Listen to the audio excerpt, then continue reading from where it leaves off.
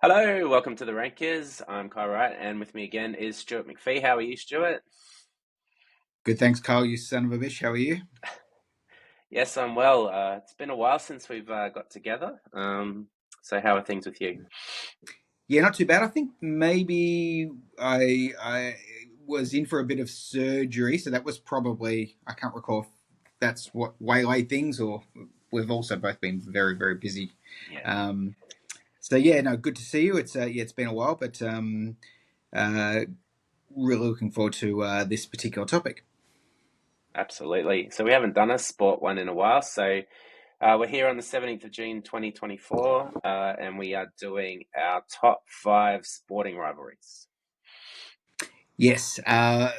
Look, there's plenty to potentially choose from. It's the rivalries. I guess like any of our lists are really in the eye of the beholder, but there'll be rivalries I think can be even more intense than other things such as film and music, and you often see that play out in fandom in many ways, and probably what used to be just in the stands or the terraces or whatever often gets played out in social media, and people get very defensive of their sporting teams, and I think it's that makes sense because bands can come and go out of your life, and films and sort of actors can come and go, but the personnel will change within a sporting organisation, and it's mainly teams that we're talking about here. But your commitment to that team will be forever. It's for most people, it's fair to say. What do you think about that? Oh no, you're totally spot on. While I sit here twiddle my thumbs and Liam does his definitely maybe 30-year anniversary tour, we still wait for Oasis to get back together. But it unless your team absolutely screws up monumentally Mm, financially, or yep. there's some other reason, cuts to sizes of teams and competitions or something like that, Yeah. your team is always going to be there, whether they're winning, whether they're losing. Yep. Yeah, whereas your band can just go, see you later, we're off, or a franchise might decide that there's no more movies in that series to come, or your TV show all of a sudden gets axed. So yeah, so sport just and generally it's a lifelong commitment as well. Uh, Absolutely, and that's the testament for me is the fact that I have only two tattoos on me. One of them is my family crest. The other one You know, is my yes. football club, and Hmm. my football club, and we've probably mentioned this before on the pod, but is the Essendon Football Club in the Australian Football League, and we went through some pretty terrible times with a drug scandal almost a decade or so now. And despite all that, I'm still a loyal, paid-up member. I will go to as many games as possible, and I will weep like a baby when we finally win another premiership. Or I may even weep like a baby if we actually make it into the finals and win a final. Would be, I think, would be achievement enough for me. And I know that's the same with your beloved Broncos, and as Yeah. well as other sporting teams that you're infatuated with. Yeah. So it's been hard being a Broncos fan lately. Unfortunately, we got our first wooden spoon a few years ago. Um, And then last time we won a premiership was '06. We've made the grand final in 2015 and obviously last year. And both of those grand finals, one was lost by 1 point, one was lost by 2 points. So then you think to yourself, just 2 points in each game, Mm. please, or something. Yep, yep. So yeah, yeah. And it usually comes down Still to that. coming to I yeah, was going to say, it usually comes down that's to right. those micro moments. Yeah. Well, the 2015 it was won in Golden Point and lost I guess, and then last year it was with 3 minutes to go, so makes it even Yep, a bit harder. yep. But hey, that's what you sign up for when you become a sporting fanatic and follow a team. Absolutely. So we're going to do our top five sporting rivalries, and we've mainly kept it to. Well, I know I have kept it to teams. I don't know about you, or if you've got any Uh, individuals.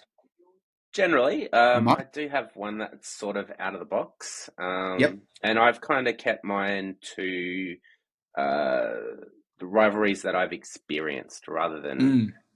rivalries that may have happened before my time, such as Yep. boxing and things like that. So Sure, sure. yeah. Well, I might talk about some of the ones that are probably more global and may have reached or started before our time, to give Hmm. people a bit of a flavour. We start at the absolutely ridiculous, probably the least equal rivalry in the Harlem Globetrotters versus the Washington Generals.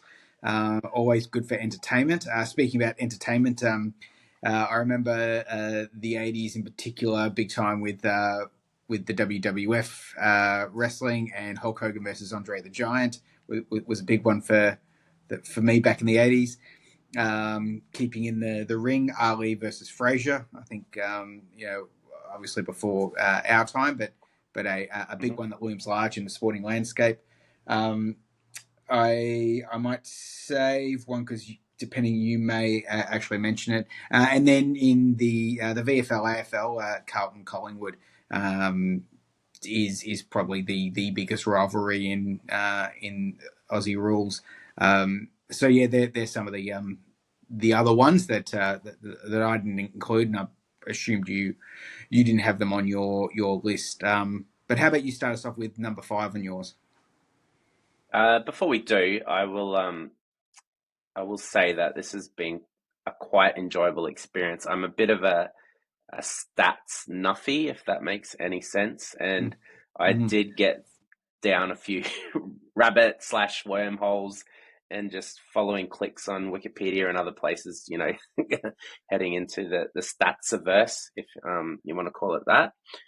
Mm-hmm. Um, Okay, so my number 5, I've actually gone with probably a sport I don't really watch that much anymore, and whether you can really call it a sport. However, I've added it to my list because it was something as a kid that my father in particular um, had us watching religiously. It's something that happens generally in the first October first weekend in October every year. I think that may have changed since I was a kid. I even remember one time we were at basketball practice or something, and we had to leave to be home for the either 10 a.m. or 11 a.m. start. I think by the nod of your head, you're guessing where I'm going with this one. And I Yep. don't think there's many Australians who grew up in our period, so late 80s, 90s, that wasn't affected in some way by the Ford versus Holden rivalry, and Mm-hmm. in particular that the Brock v Johnson rivalry there. Probably Brock had the wood over Johnson there. I think he won 8, Bathurst, Johnson 3. But the fact that this rivalry actually turned into a television series, and I seem to remember back in the day there were a few back and forths between both of them, with Brock obviously being the Holden side of the rivalry and Johnson being the Ford rivalry.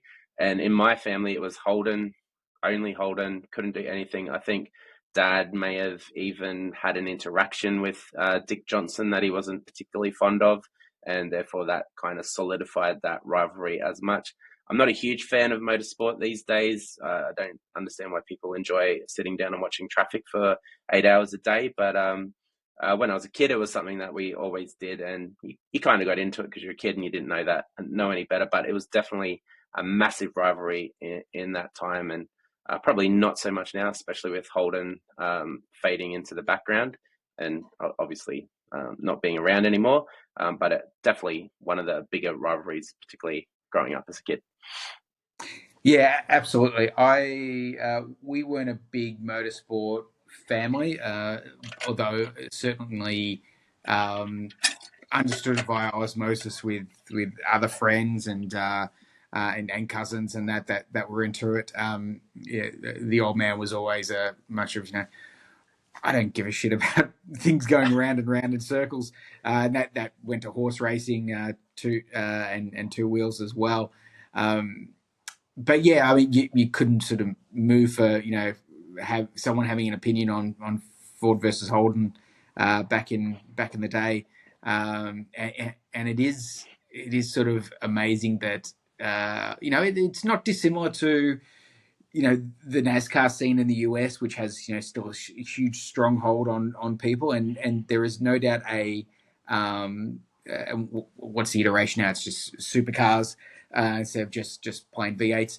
Uh, there is still a large section of the community that's their bread and butter, and that's what they get into. And they probably shake their head at the idea of people going up and down a field with a ball, and go, well, is that really entertaining? And so I guess it's a bit of a issue of their own, but yeah, absolutely a huge rivalry, particularly in the 80s and 90s. Well, my mum also, she gets massively into it as well. And when she goes, "Oh, you're watching Bathurst?" I go, "No, I'm not a huge fan of traffic." No, And like, how can you find, you say me watching cricket all day is boring. Well, you're watching traffic all day. So, yeah, each to their own. indeed. So my number five is to the world of baseball, and it's the Boston Red Sox versus the New York Yankees. Did Hmm. you have this on your list at all? No. No. Um, so I guess you can do a 10-part series as to why these teams are such fierce rivals, and just have to do a quick search for Babe Ruth, and you're on your way.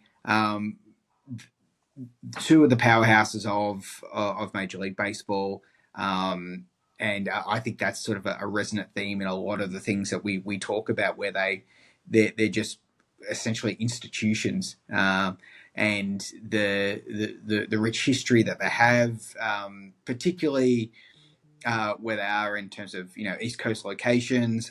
But if Yankee Stadium has changed and evolved into a newer, more sort of modern place, but Fenway Park for Boston is still that traditional style. It's very much of the people.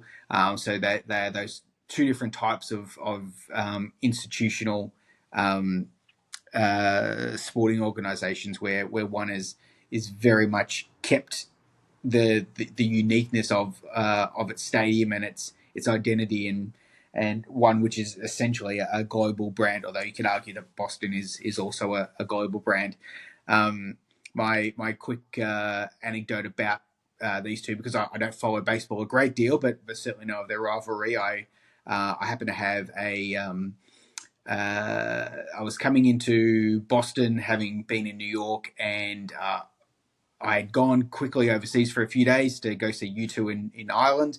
Came back into Boston, and then got stopped at Boston Airport by security, who asked me to open up my suitcase and explain what was in there. And I had the security guard held up two hats. I had a New York Yankees and a Boston Red Sox hat.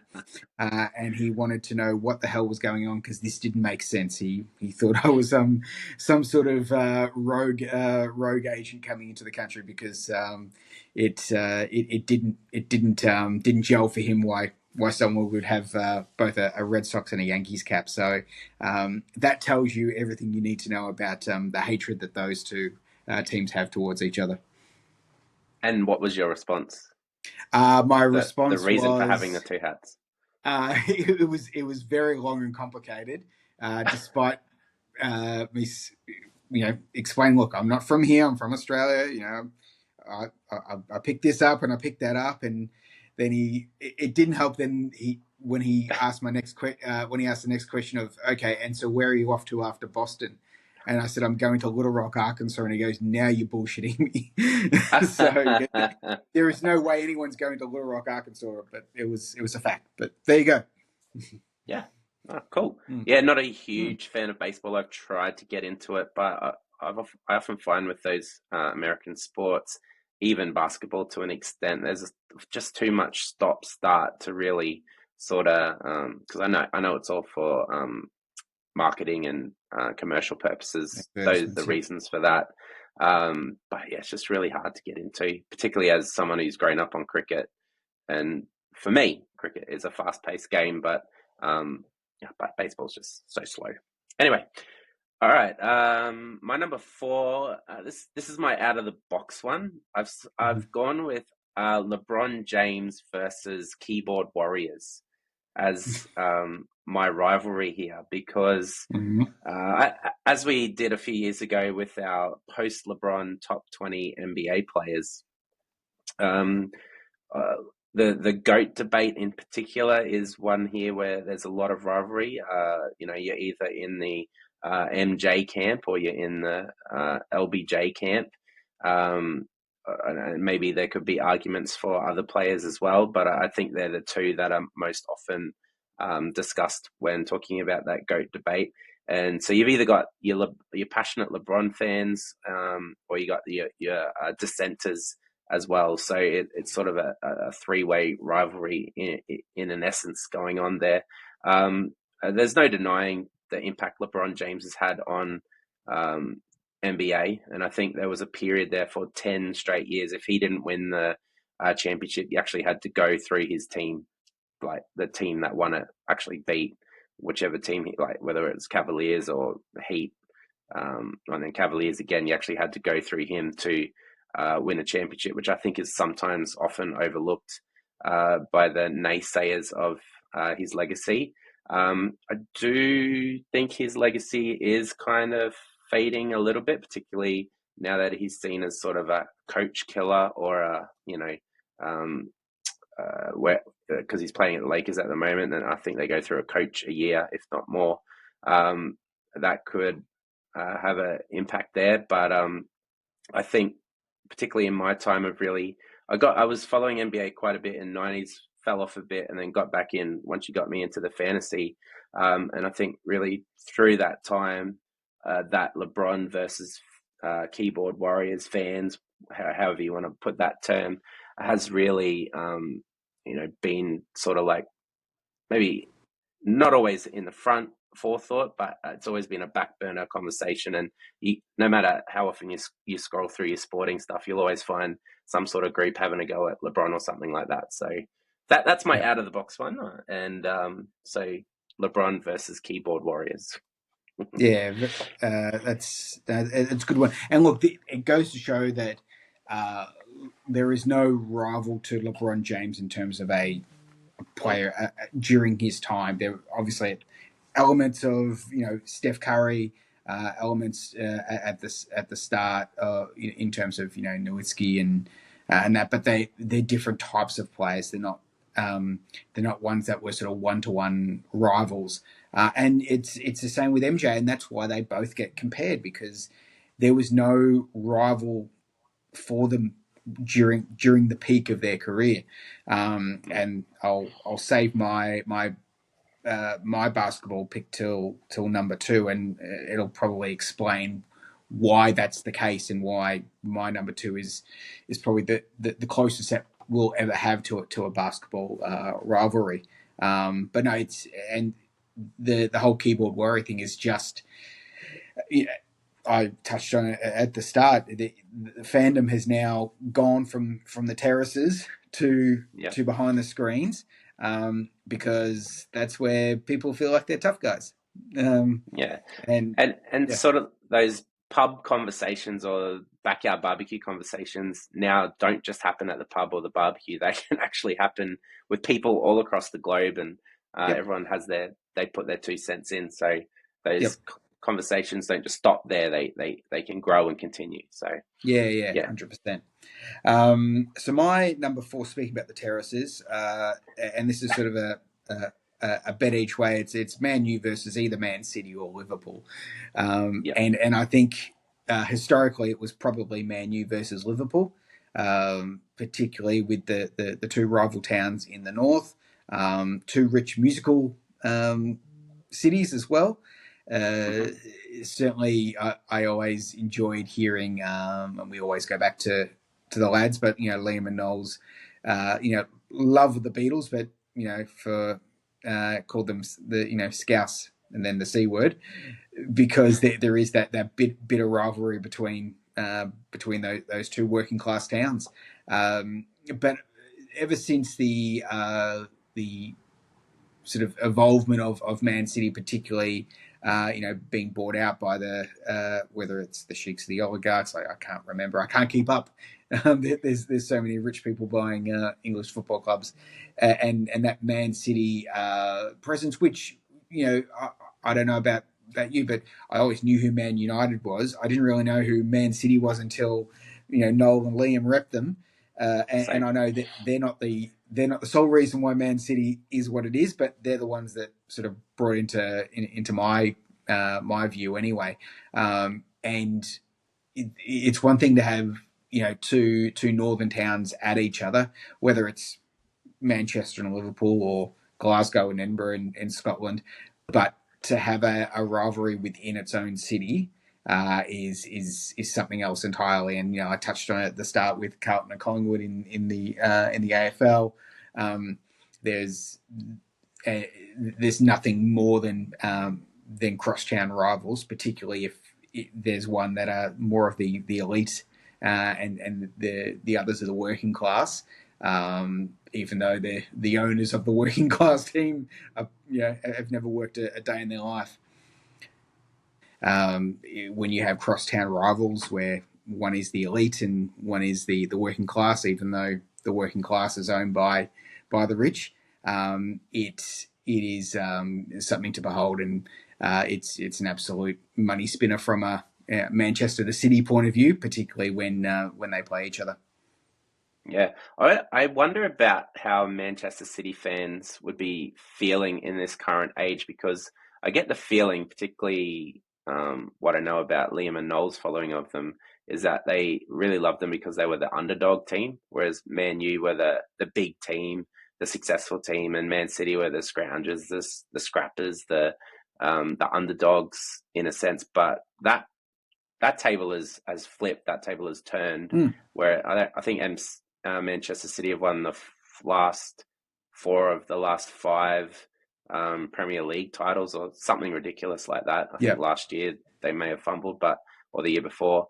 Um, and most of the time, I know the last two seasons have been quite close, but I think the season before that, or the one before that one, they won by like 10, 12 points or something. So they're no longer the underdogs and probably have maybe not surpassed MU in their history, Mm. but definitely in their recent history, they'd definitely be considered the stronger of the two Manchester teams. Yeah, yeah. And look, dynasties will rise and fall. Mm. To quote Nathaniel Hawthorne, families rise and fall in America every day. Yeah. It just happens. And there's you can have all the backing that you want in the world, but there's nothing to say that Man U won't become a force again, or Man City may find themselves, and that is the beauty of the Premier League system, in that you have a bad season, you could be relegated, and you're playing in what is strangely called the championship. Yeah.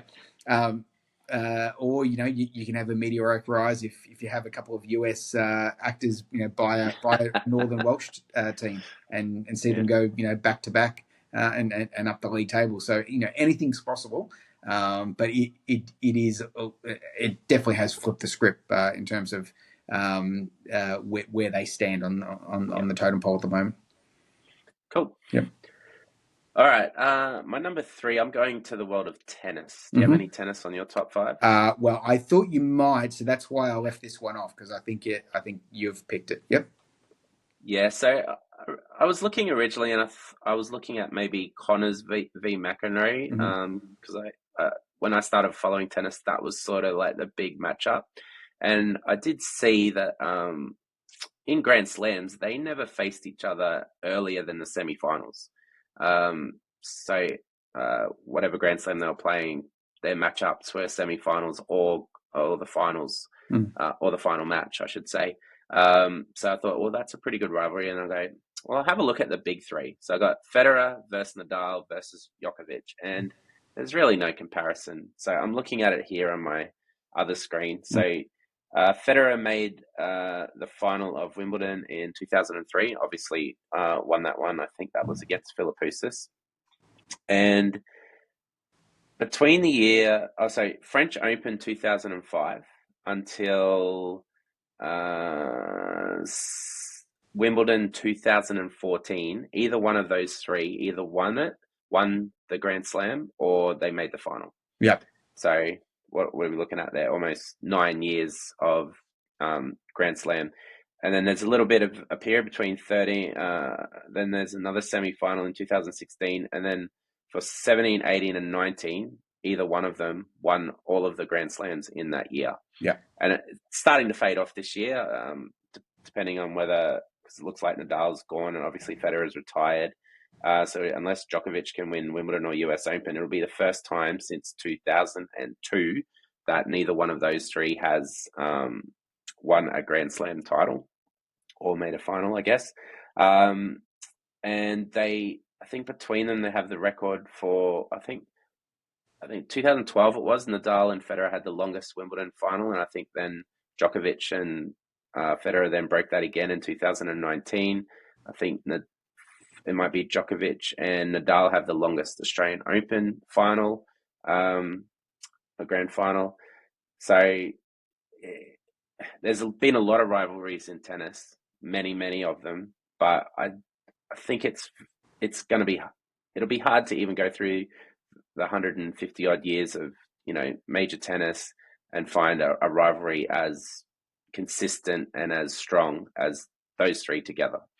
Absolutely. Yeah. And so I classed it as Federer and Nadal because that's where it felt like it was originally. I think from a timing perspective, and Yep. I think if Djokovic had come, 10 years early or 10 years after, he would have just had it completely on his own. Yep. And it just happens with some people throw Murray in, as the fourth Beatle, so to speak. But I don't think we'll ever see three dominant players like that at the same time. And that's what's been real interesting about the women's side over the last couple of years, with the great runs of Serena and Venus coming to an end, and seeing pretty much it's it's a little unfair to say a potluck, but you really don't know. It takes whoever is really great on their day, or for that tournament, to win it. Where it became a little bit stale on the women's side for quite a while because of that dominance, and that is something to be absolutely to behold. But there was never a huge rival for them. Rivalry. Yeah, and that it goes back to the LeBron thing as well, and the MJ thing, which is a little bit more difficult when it's a 1-to-1. Team sports, you can sort of mask it a little bit, and you'll get a champion team do well and surprise. But when it is a 1-to-1, but when you've got three of them, then it actually just makes it a little bit more exciting. But I think we're all sort of feel like we're over that now, and we're ready to see the next batch come to its end. Yeah, absolutely. But like I said, I went down a stats rabbit hole here. So since 2003, there's been 22 Australian Open and French Open Grand Slam finals. Yep. Either three of them, between the three of them, they've won 18 of those 22. Yep. There's been 20 Wimbledons. Obviously, there was the COVID year that there wasn't one. They've won 17 of the 20. I guess the one that they haven't dominated as much is the US Open, which has had a few different winners, particularly recently. So that's 13 of 21, which is still pretty dominant. But US Open tends to be that one towards the end of the year where it can throw up a surprising winner from time to time. Yep. But of those, I guess and John McEnroe will hate me for saying this, the three main majors, the Australian, French, and Wimbledon, are the ones where they've dominated. Yep. Yeah, 100%. Very good. Now, my number 3, I'm assuming, is on your list, so I'm going to just completely skip it. Okay. And we'll go to your number 3. No. That was my number 3. That was your number 3. Oh, that's right, because you started, sorry. Yeah. So your number 2 then. My number two, I almost went with India, Pakistan here, but I've decided to go with one closer to home and probably has a bit of a longer history, and the Yep, Ashes. Do you have the Ashes on your list? I do. That's my number one. Oh, number one, Mm. lovely. Well, I guess good time to talk about it, Yep. unless you want to save it for your No, no. Happy to chat last. about it. Okay, so again, went on the stats wormhole here, and it actually surprised me considering with recent results at how close the actual tally is between Australia and England. Yep. And I think a lot has that to do. I think England dominated quite a fair bit, particularly early on. So there's been 361 Ashes tests played. Australia's won 150, England 100, 152, England 111 with 98 draws, which probably has been stretched out a little bit, particularly recently. But overall series results have been 73 series. Australia have won 34. Do you want to have a guess at how many England have won? So how many series in total? 73, and Australia have won 34 of those. They've 20, won more. 28. Close, 32, 32, okay. with seven drawn series, which surprised me a little bit. Mm, Um, Particularly, I think there's between 88 and 2006, Australia won all of those Ashes series. okay. But yes, this is something that every cricket fan looks forward to every 4 years. The home series, other than 2006, which is just one of those out of the blue series that, oh no, not 2006, 2010, sorry. Just one of those out of the blue series which just came out of nowhere. No one was expecting it, and England didn't start that well, and then just completely dominated the rest of that series. I've lost my train of thought there, but yeah, Australia has been quite dominant recently. What are your thoughts on the Ashes? Oh, well, it was, like I said, it was my number one. Yeah, and particularly during our lifetime, and in our from our early teens onwards, just seeing that dominance and that series that you mentioned, which I thought was '06 as well. The one in the UK where England won, was that '06 or 10? In the UK? It was the one where which I still think is the best series, but it's the one Oh that we yes, it lost. was. Yeah, Yes, where 2005. 2005, where McGrath did his ankle He rolled it on a, stepped on a ball. yeah, stepped on a ball. Um, that to me is still my favorite series, probably outside of the one last year. And I haven't had a chance to watch the documentary series on Amazon yet Yeah. for the Ashes. Only because it's still so stuck in my memory. I've pretty much watching mostly every session last year. Yeah. But yeah, that the series that England came out of the blue, it felt like out of the blue, and won in '05. And I it felt like you know Warren was battling. I think he still took the most wickets in that series from memory.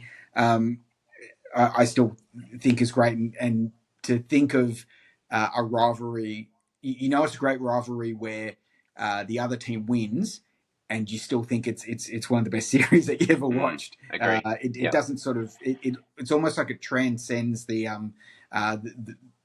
only for the briefest of seconds, the bitterness that you have for the other team, and it doesn't get any bigger than playing for your nation. So that's why I had it at number one for me. Yeah.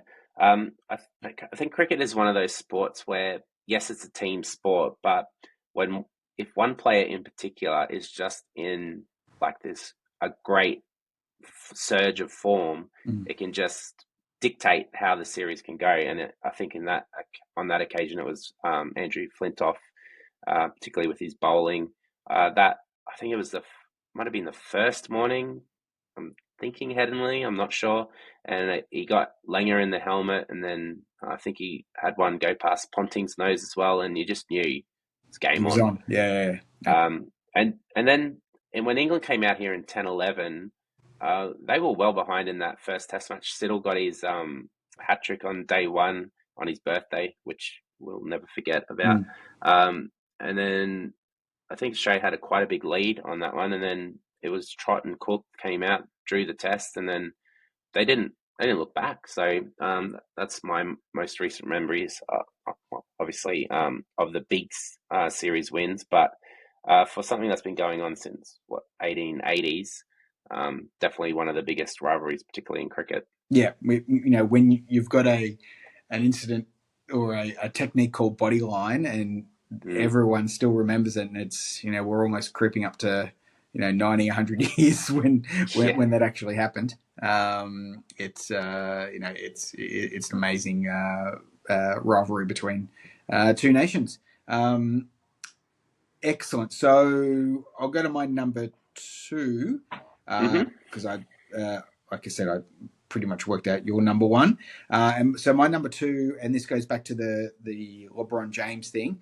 Uh, so I've got the Lakers versus the Celtics, and you could almost call this Bird versus Magic, um, or Magic versus Bird if we're keeping with the teams in the right order.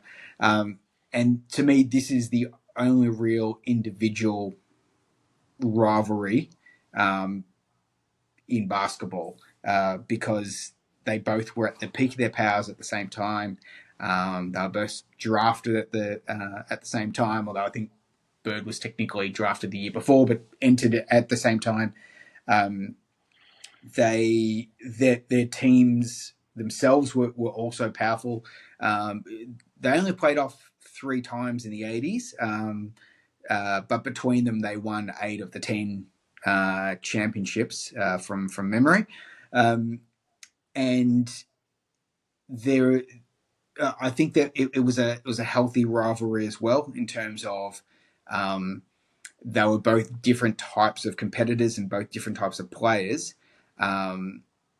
but they led their teams in just slightly different ways. In that Magic was the full of energy and had to lead quite early on when Kareem was injured, um, where Bird was very much the quieter type, certainly a trash talker on the court, but sort of led more with his actions uh, and started to was almost the person that brought in the style of shooting from beyond the arc as well. Both sort of banged up in the early 2000s, sorry, in the early 90s, but both made the great 92 Dream Team, where I think they. Along with Jordan, did the right thing by making sure Isaiah Thomas didn't make the team, and that is really the true rivalry. But the whilst Celtics Lakers isn't as big these days. And, it's a little bit more difficult when you got 30 teams in a league to have the chance of both these teams playing against each other. I'm just trying to think they may have played off against one another maybe in the early 2000s from memory. I can't quite recall, but they're going back to the Yankees Red Sox.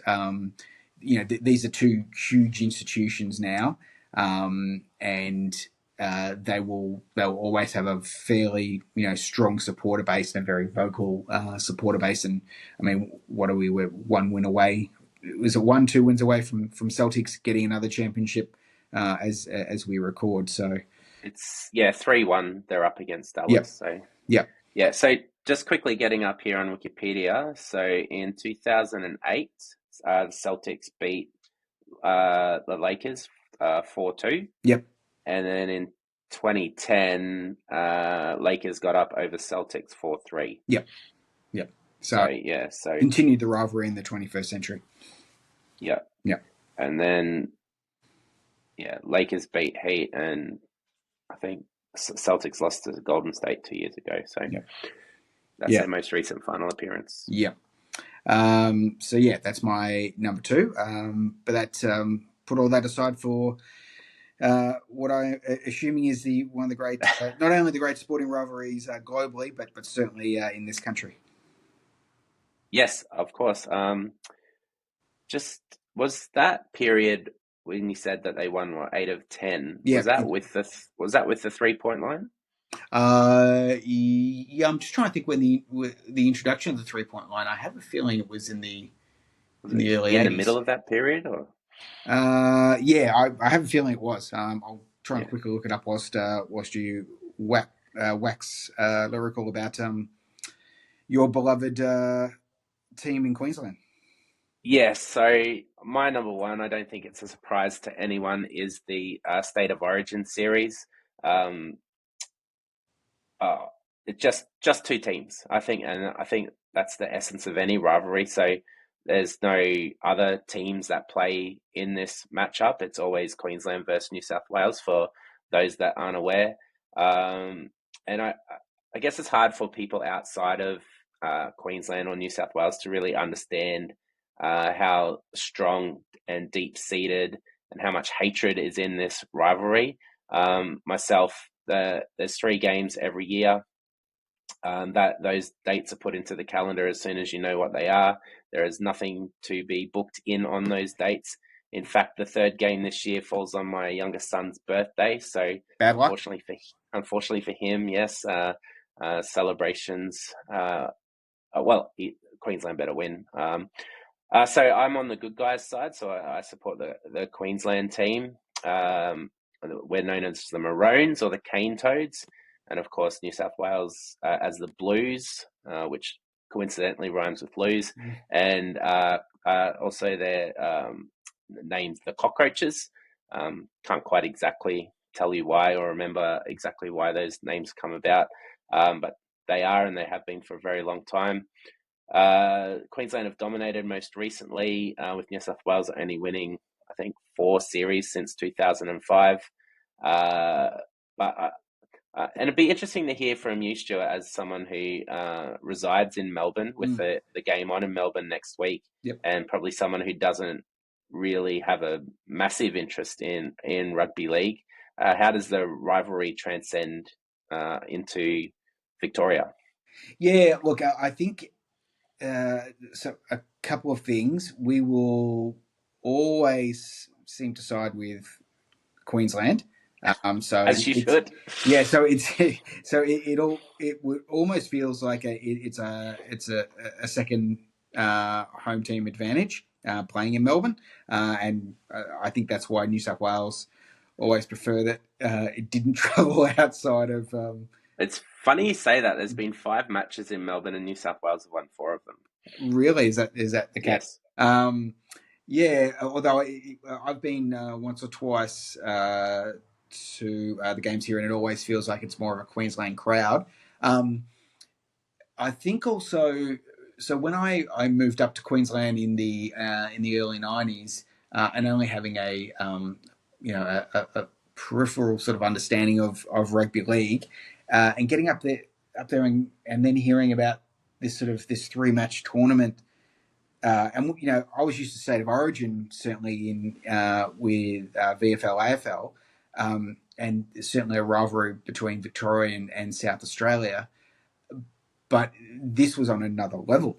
I I I couldn't, particularly because from a crowd and a viewership point of view, it absolutely dwarfs what was happening in the back then the New South Wales Rugby League, or ARL slash NRL, um, and I sort of it almost felt like it was turned on its head, because it as I said in VFL AFL, the State of Origin was an interesting quirk, but it was more like a an exhibition match, um, where this was no, we're playing for keeps, and no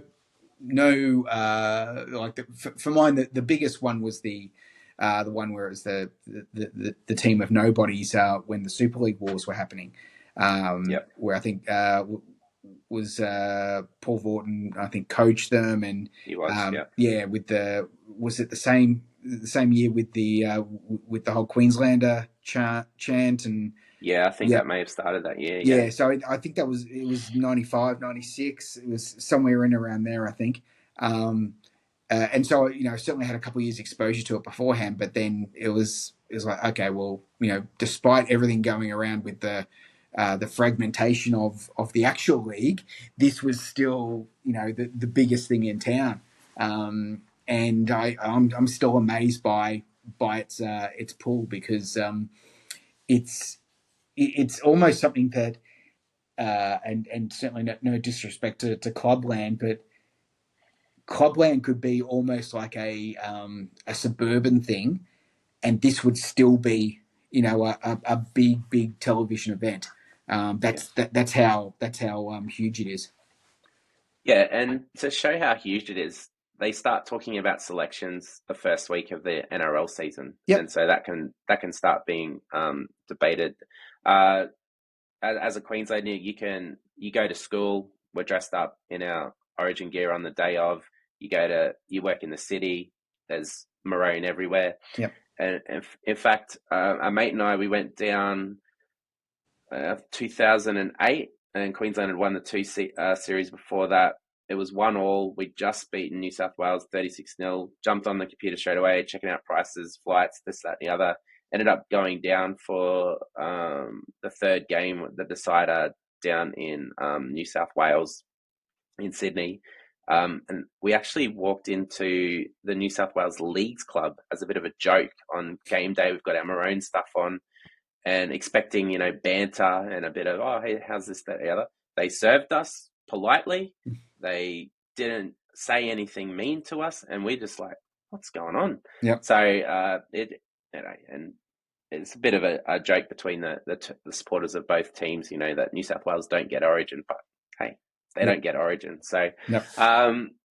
yeah. So, look, it's probably the reason why it's highest on my list is the three, massive cricket fan, my favourite sport, but these are the three nights of my year that my favourite as Mm. far as a sporting supporter goes. Um, and it's you can't it's hard to describe what it is. It's just like this internal feeling that you get. Your dad brings you up on that, and hopefully I'm bringing my kids up the same way. So it's just that passion and that love for your state, or that team, in fact, and wanting to beat the other guys, and it just sucks when you lose. Yep. Yep. So yeah. And also sucks when you don't get to celebrate your birthday, because it aligns. So you are bringing them up well. No, it's That's right. Yeah. and it is really hard to articulate for anyone that isn't from this country, as to how passionate people are about it. That's for sure. And I think what makes it such a strong rivalry, it's just two teams. Yep. Whereas Lakers and Celtics, you've got 16 other teams, and you can have mini rivalries and all that sort of Yep. stuff. There's no choice. It's No. one team or the other. Yep. And you play each other 3 times a year. There's gonna be a winner, no draws or Yep. anything like that. So, Yep. And yeah. you can play for Queensland. Doesn't matter where you were born, or what junior football you played for. That's in Queensland. Well, I think they are trying to get Queensland called the West Island of New Zealand, just in case. I'm only joking. What will be interesting though is because there's a North Queenslanders and Southeast Queenslanders. Yes. They combine for this one day, but Mm. pretty much any other time that there's not much lack between the two. So it would be No. interesting if we ever separated as a state and became Yes. like North Queensland as a state and South Queensland as a state. What would happen to the Origin series? Would you have 3 teams, or would you have a priests something, or would they just bandy together because as much as they hate each other, they hate New South Wales more. So maybe they just would bandy back together to become Queensland. I imagine this is the single reason why the state hasn't split. Probably it could be actually correct. But if they were to come together just for state of origin's sake, it would be, and I've used this analogy a couple of times. It'd be like He-Man and Skeletor teaming up to fight someone else who's more evil and despicable than Skeletor. And you can decide which one's He-Man and which one's Skeletor out of North and South Queensland. But it is something to behold, and as you said, game 2 is down here next week after. Yes, next Wednesday, 26th. Yeah, so there you go. As I said in the calendar.